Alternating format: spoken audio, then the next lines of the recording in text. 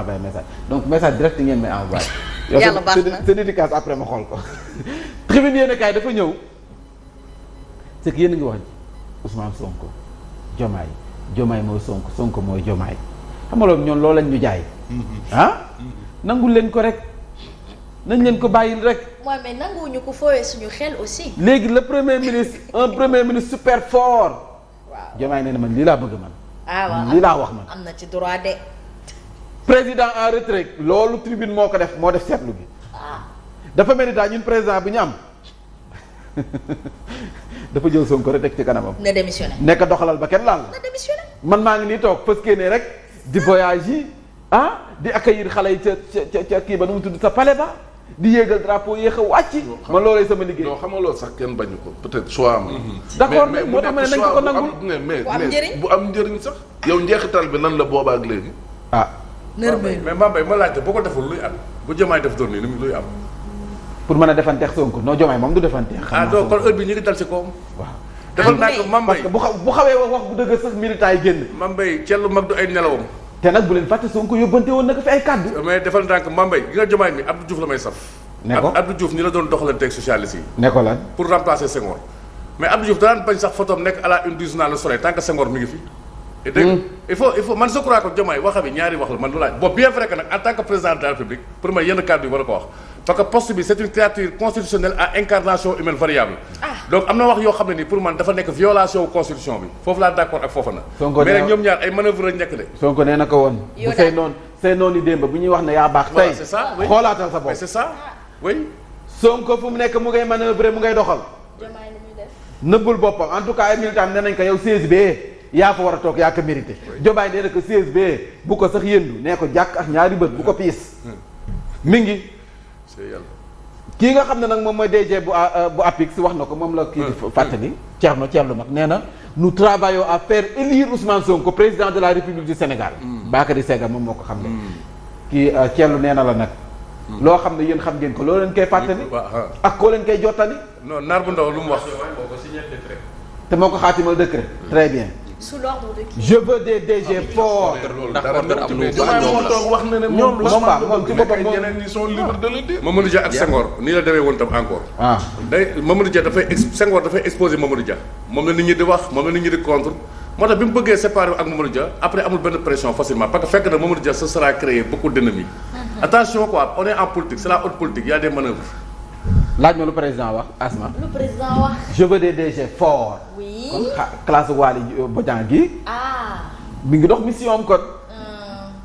des ministres forts. ministres yi gis ngeen ñu ngi xatraayu. ministre de la justice ku ci sëri ñu tontu la yu fort non ministre de la justice bu digne ngay am fort. waaw bu jantal ngay am fort xam nga dafa am fort ak digne. bu jantal tam bu jantal. un premier ministre super fort. ñii fort mais un premier ministre super fort. loolu la président Diomaye kenn bëgg choix am la mais bu mu ñu ko imposer nañ ko nangul. choix am la mais bu mu ñu ko imposer. waaw ñoom moom suñu Sénégal nag ñooy fay. c'est un état de démocratie. nit ñi nga xam ne ñoo lay fay nee nañu. l'impose pas il déroule. mi ngi doxal. très bien loo ci mën. Thierno Bocoum nee na que cette posture reflète une volonté de déléguer excessivement sans assumer pleinement le rôle de chef d'État. dafa mel ni yow li ñu la jox manteau chef d'État bi daf la ëpp jotu la. ku bëgg solo premier ministre. comme jotu la na dafa mel ni yow xam nga ne jotu la yaa ngi koy simmi solal ko ki nga xam ne mooy Ousmane Sonko. di sa premier ministre. Thierno Bocoum mooy wax. waaw Mansour Faye laaj ma lu mu ko wax. lan la ko wax. de la pitié pour le président. 3 points. qui avoue son abdication. ndeysaan. si la nee na ko fu mu nekk yow da nga ñun xam nañ ne ñu nee na ko Mansour nee na ko yow rek yaa yëgul ne abandonné nga yow suñu réew. waaye ñun yëg nañ ko. mais s'il abdique autant ñu tëggaat ay élections tëgg nañ fi élection législative. mais nag nguur dafa neex xoolal Diomaye. yow Diomaye mu wax ko mu bañ koo wax xam nga ne. buntoom pale nga wax ko. man kay xam naa ne fi ma taxaw ni mi ngi may déglu di. il regarde toutes les télé. néew naa ne def attention ci diggante Diomaye ak Abdou Diouf waxuma la ko fi woon. waaw néew naa ne diggante Diomaye ak Abdou Diouf dañ def attention. félicité waat na ko xam nga ci 31 bi. benn opposant laa gis mu présent fa Aminata Mbengue Ndiaye bu parti socialiste saa yi daf leen ndànk gars yi dañuy manœuvre de daf leen ndànk baax a baax. daf leen ndànk baax a baax. en tout cas manœuvre de. mi ngi manœuvre kon ci suuf. non day manœuvre. kon ñoom ñaar ñu ngi koy gérer. ci feetu indépendance. am lay wax. waaye fête indépendance bi. waaw léegi bu Sidiki critiquer Kaba Macky Sall ci chose Sidiki yi Kaba na critiquer Abdou ministre Diouf. Sidiki Kaba mi ngi woon ci tribune non bi. non ma ne présence Aminata Mbengue Ndiaye socialiste yi. Aminata Mbengue Ndiaye nga fa woon. dama ne foofa Ils sont nombreux. ma ne ak kan. ñoom mag ñooy les anciens oui bëri nañ ñu fa. non defal ndànk gis naa fa Moussa Fanges gis naa fa Mamadou Seck mais dama ne l'axe Diomaye et les socialistes def ci attention ba ci kanam. Ah, très bien je conseille cela. kon Thierno mag doy et la référence souvent à Abdou Diouf. Ce ne sont pas les références de Ousmane Sonko. nañ dem ba ci kanam. ah oui. très bien yéenekaay bi daal dina siy dikk ci loi interprétative bi nga xam ne moo waraloon coow lu l'ancien SEMGA Mamadou Mansour Seck wax na appel à la prudence l'ancien chef d'état-major général des armées met en garde contre toute stigmatisation des FDS, forces de défense et de sécurité. On a vu des manifestants attaquer des camps militaires. Vous savez, ça c'est ce qui me fait peur moom laa doon laaj Mamadou Fofana sànq réew moo xamante ni la grande muette buy commencer di wax ministre de la justice di fippu. baaxul de. nañ ci bàyyi xel. ah warul mën a demee noonu. dañ ko waxtaanee suñu biir ñu ni neen la mi ngi nii. C'est la première fois que je vois ça il faut tenir compte de tout ça. mais tey Sall de waxoon na leen ko da ngeen di abrogé rek abrogé leen. mais assuré partielle sélective totale bu mu ci manti doon am na ñoo xam ne mënuñoo mucc bu mu ci manti doon. Babacar Mbaye Ngaraaf borom Alliance Sauver le Sénégal sur l'annulation de la loi interprétative nee na askan wi fu mu nekk benn yaakaar la ñu am sànni tàccu gi moo di conseil constitutionnel. est-ce que am ngeen ci yaakaar dañ koy rejeté. am ngeen ci yaakaar ñoom incompétent de. conseil constitutionnel est-ce que am ngeen ci yaakaar. loolu la leen di tontu bi. ah yàlla baax na nee na moom Babacar Ngaraaf nee na lii rek la ñu desee la constitution ne permet pas donc une loi interprétative de modifier les termes de la loi qu'elle interprète loolu message de bu mu yóbbante waa conseil constitutionnel. constitutionnel mi ngi ñëw de. ah. xaaral ko dégg foofu. le conseil constitutionnel ah loolu moo tax kon gars yi dañ ci ku wax ñu retiré ku wax dañ leen retiré si groupe WhatsApp bi xanaa. Le conseil constitutionnel va vérifier si la loi interprétative a modifié ou pas les termes de la loi d'amnistie. Babacar Mbaye Garaf en tout cas moom nee na sànni tàccu gaa ngi ci conseil constitutionnel. Diomaye oublie que depuis un an c'est lui l'employeur de des 30 000 personnes virées de leur travail loolu Babacar Justin Mbengue bu gëm sa bopp moo koy fàttali ki nga xam ne moom mooy président Bassirou Diomaye Diakhar Faye ci point de presse bi mu def jàkkaarloog taskatu xibaar yi yenn taskatu xibaar yi en tout cas yéen kay bi daal na si dikk Mouhamadou Boun Abdallah Dionne ñu ngi ko doon fàttaliku si njeextalawee ay bés bi le gouvernement invité à s'approprier la pensée de Mouhamadou Boun Abdallah Dionne en tout cas ñoom ci boppam ay nitam ak ay àndandoom daanaka kii nañu ko doxalal ba pare après nga dem les échos ca kaw. ma dem les échos non dinaa fi ñëw les échos dinaa ñëw ci ñoom Vox Populi la cour solde ses comptes et clarifie Aliou Niam président de la chambre de discipline financière donc contre-attaque vigoureusement ndax nee na rapport bi ñu wax ne signé ñu ko dañ ko signé ba dee nee na signature am na fa te ñun ñoo moom suñu bopp ñooy wéy suñu cëggalu guy amul benn pouvoir bu ñu mën a tënk on comprend moo ko wax waaw pour man Mambay dafa gën a dugal gars yi li mu wax nii. kan moom waaw dafa leen gën a dugal. ah léegi dañuy wan rapport bi ñu signé bi ñun. bi ñu signé wuñ ko waaw très bien léegi dañu ko wan. L'APR dénonce des propos donc et des insinuations inqualifiables manquant d'élégance et de tenue. waa APR nee nañ ko Diomaye ni nga waxee keroog sa wax ji amul bio de am na effet secondaire. dara naturel lu ci. Le régime célèbre son premier anniversaire au pouvoir par des apitoiements des complaintes et une recherche de bouc émissaire afin de justifier son immobilisme, son incompétence et son inertie. yéen a kaay baa mi ngi nii daal na si Birame Souleye Diop annonce une baisse future du prix de l'électricité sànq yaa ngi ciy wax sànq Thierno Mag ci yéen a kaay bi. futur de sori na moom. sori na de. mën na doon fii.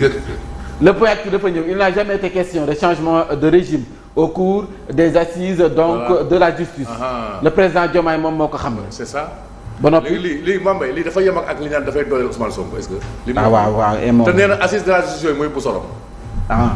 oui c'est ça il y a des signaux contraires.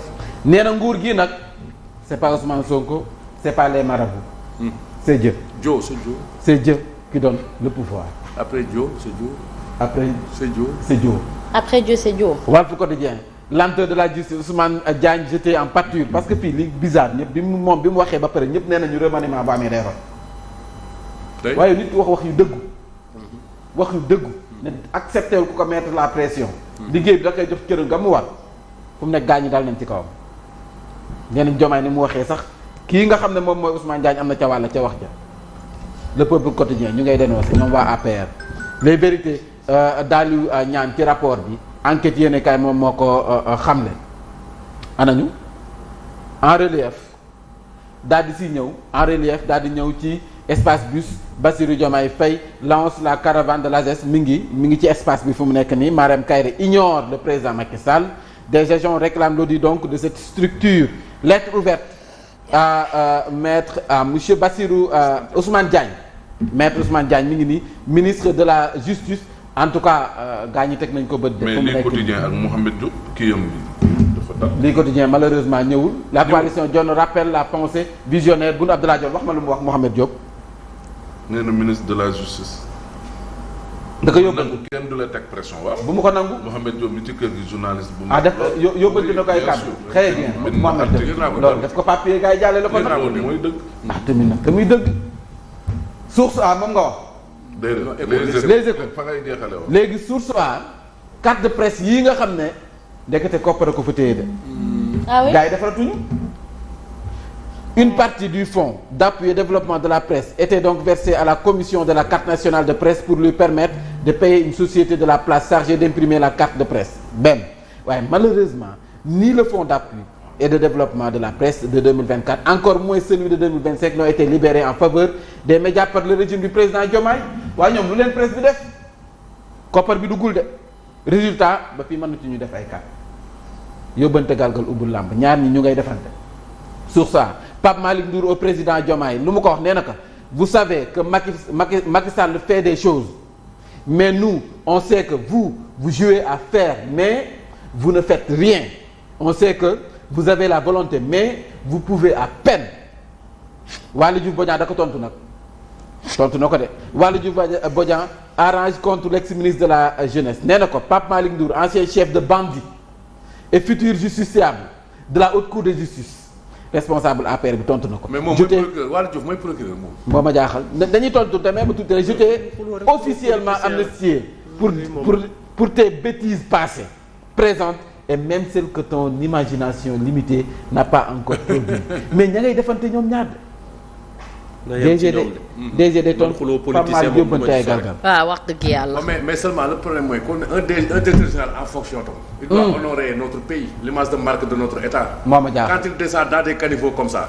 day doy waar. donc di quoi. non il descend dans des caniveaux. c'est un débat au ras de pâquerette. c'est ennemi de directeur général. voilà.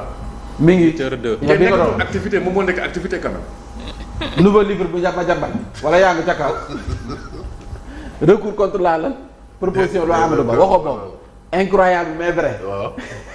le salon Sweet Beauty ouvre à nouveau ses portes. Beauty ñun ñu xam ni Beauty. Sweet Beauty la ñu wax. ouvre à nouveau ses portes au niveau de Ngor. recasement avec une grande photo de Ndeye Khady Ndiaye à la porte. barke ba yaay borom léegi dëkkandoo yi. dëkkandoo yi li tiktokeur bi di wax ma defal ko publicité maa ngi defal dëkkandoo yi salon Sweet Beauty ubbi waat na ma nga ca Ngor dégg pour ñu bëgg a la ilaha illallah bu ko neexee Adji Sarr yaa ñaaw yaay fange bàjjan. non dama koy wax nit ñi rek dama koy may publicité bi gratuite. allahu akbar. moom kii majorette noonu kan mooy majorette fii nii kii gal la kii Anta Babacar Anta mi ngi si majorette mi ngi ci déglu. la ilaha illallah. ok li moo tax nga daan jëlee su kii les échos parce que man. amoo journaux yi seen kii yooyu dañuy am lu ñuy bind yoo xam ne. boo ci bàyyi waxee lii de loxo dar na gémmiñ. yàlla baax na. Sweet Beauty bi.